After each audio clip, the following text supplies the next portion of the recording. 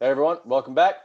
In this video, the second video of the week, we're going to talk about the epistemic connection, or the possible epistemic connection between morality and religion. So as we discussed last week, moral realists have an issue when it comes to explaining how we discover moral truths, how we come to know moral truths. Because you probably learned moral rules from parents and teachers and whatnot, and they learned them from their parents and teachers and so on and so forth. But how we as a species discovered them in the first place still needs to be explained. And you might think that religion gives us a way to explain how we know those moral truths. They came from God. God tells us. Or, more specifically, God tells people what to write in religious texts, and those religious texts tell us what's right and wrong. Because most people don't take themselves to be regularly spoken to by God. You get like your Joan of Arcs or your Joans of Arc. I'm not sure how to pluralize Joan of Arc, but you got Joan of Arc and similar cases where people who say that God spoke to them directly. But those are pretty rare. Most people do not, even if they believe in God, they do not maintain that God is speaking directly to them on a regular basis.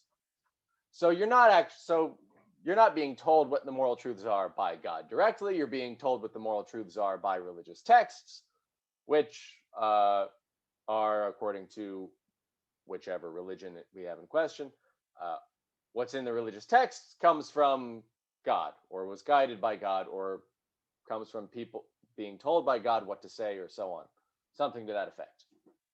But ultimately, God becomes the basis for how we know about moral truths. And this is a fairly common understanding of how morality and religion are connected. Even non-religious people sometimes call religious figures moral teachers. I think Thomas Jefferson took all the supernatural divine stuff out of the New Testament and called it the moral teachings of Jesus of Nazareth, or something to that effect. Right? He didn't think that Jesus was a divine figure. He thought Jesus was a really good moral teacher, and that was, still worthwhile, even if you didn't believe in the divine part. And you might think that even if you do accept the divine part, that Jesus and Buddha and other religious figures are good moral teachers. They have direct insight via God or something similar into the moral truths, and they tell the rest of us. And that's how we find out what's morally good and morally bad. And people often describe their religious texts as the guide to how to live their lives, which presumably includes what they morally should or shouldn't do. So if your religious text is guiding you in what you should or shouldn't do, then it is what you depend on to figure out what's morally right and morally wrong. The problem here is that there is widespread disagreement about how to interpret religious texts. I mean, for one thing, there's just a disagreement about which religious texts are true. And I'm not sure true is the right word here, but which religious texts are the right religious texts to pick. Some religious texts are taken to be sort of metaphorical rather than literally true stories, even by members of that religion. So true may be the wrong word here, but there's disagreement about which religious texts are the right ones. Disagreement about which religion is the right one. Your picture of the New Testament of the Christian Bible is going to be different based on whether you are Christian or Jewish or Muslim or Buddhist or Hindu or whatever. Different religions have different religious texts, and which religion is the right one will affect which religious text is the right one.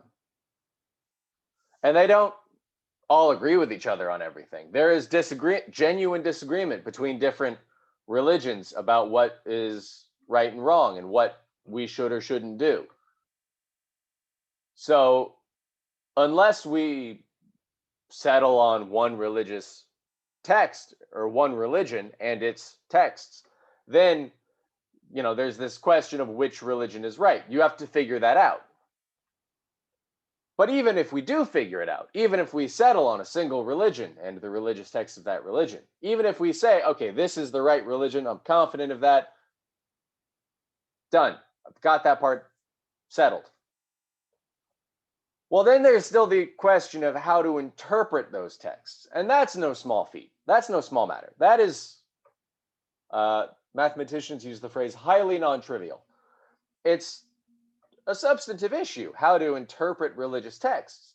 Members of the same religion go to war over minor differences in how they interpret the same texts and how they understand religious teachings and whatnot.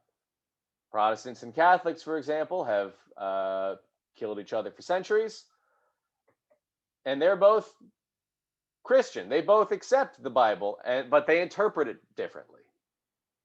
And so every religion has its different sects, and these different sects interpret the same religious texts differently, and you're not going to get the same answers on what you should or shouldn't do from every interpretation. So the interpretive work leaves a lot of open questions that the text itself doesn't answer. The same text can give rise to several interpretations and several different answers about what you should or shouldn't do. And choosing between interpretations is its own very complicated and difficult question. And even the clear and explicit rules that a religious text gives you require at least some interpretation. So, for example, the most clear, straightforward, explicit rule I can think of is thou shalt not kill. It's one of the 10 commandments. It's in the Old Testament. And it is a very explicit rule. It's very clear. But it needs interpretation. Is it okay to kill plants? Is it okay to kill bacteria? When Purell says that it kills 99.99% of germs and bacteria, they're not confessing. They're bragging. That's a positive thing, they think. So it says thou shalt not kill, but we all sort of agree that that doesn't apply to bacteria and it doesn't apply to plants. But what about killing in self-defense? What about killing in war? What about capital punishment? These are all forms of killing that some people accept and think are morally okay, and some people reject and think are not morally okay. Even if they both accept the thou shalt not kill in the 10 commandments as morally good rules. They interpret these rules very differently. And once we have to interpret a religious text, once we come to the point of choosing an interpretation or trying to figure out which interpretation is the right interpretation, well, it's not clear how we know what the right interpretation is. And this is a high stakes question, morally speaking.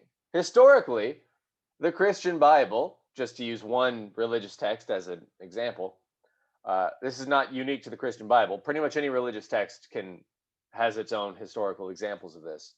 But historically, the Christian Bible has been used to provide moral justifications for slavery and racism and sexism and other morally reprehensible things.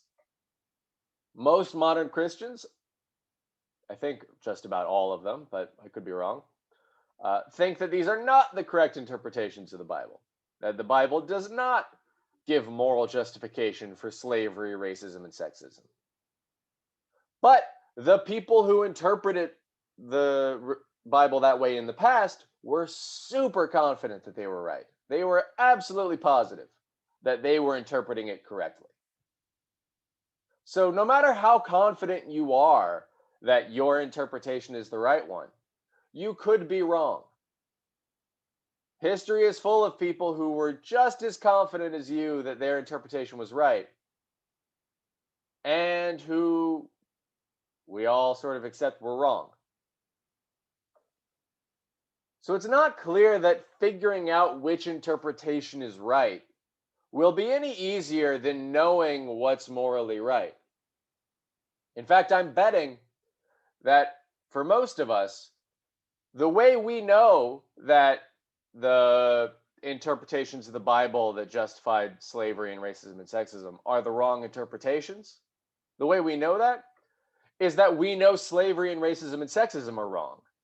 And therefore, any interpretation that supports that must be wrong. Or at least that's if you accept the Bible. You might think that the Christian Bible is a racist, sexist document. But if you are a Christian religious person and you accept the Bible as in some sense true, then presumably you're going to think that it's not a justification for slavery, racism, and sexism. And the way you can know that is that you know slavery, racism, and sexism are morally wrong. So it looks like the epistemic dependence might actually go in the other direction. We know what's morally right, at least in some cases, and we can use that to figure out whether or not a certain interpretation is right, or at least to figure out that some racist, sexist, slavery supporting interpretation is wrong. Right? People who think that pro-slavery interpretations of the Bible are wrong usually think that because they think slavery is morally wrong.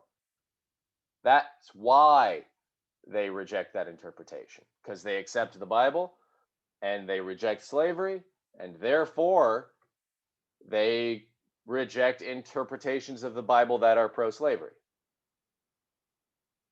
They figured out the moral fact first and then used it to interpret their text, not the other way around.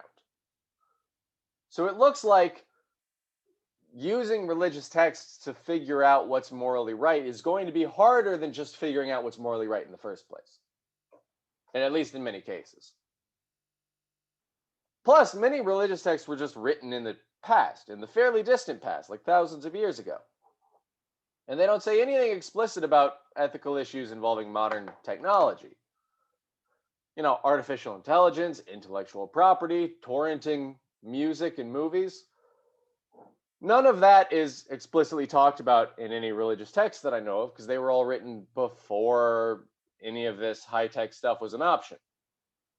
So even if we think we can interpret religious texts reliably, even if everything I've said so far is wrong, and we can reliably interpret religious texts, they still just don't help with modern ethical issues. They just do not give clear answers there. And you can't necessarily use religious texts to find out. So in some cases, you will need a non-religious source of moral knowledge. So even if religion helps us to discover moral truths in some cases, it cannot help us in all cases. So there are hard limits. So there have to be non-religious sources of moral knowledge, if there's moral knowledge at all. And if there are non-religious sources, then you can depend on those rather than depending on the religious sources. So we still need some answer for how we know ethical truths that doesn't involve religion. Even if you are a religious moral realist, you still need some answer for how you know ethical truths without using religion to discover them. So religion doesn't do the epistemic work that you might think it does. It does not give you sort of the direct access to moral knowledge that you might hope it would. So the epistemic connection, or the epistemic dependence of morality on religion, looks like it fails, or so this argument goes. So the motivational dependence looks like it doesn't work. The epistemic dependence looks like it doesn't work. And now let's talk about the third and final one, the metaphysical dependence. And we will talk about that in the next video.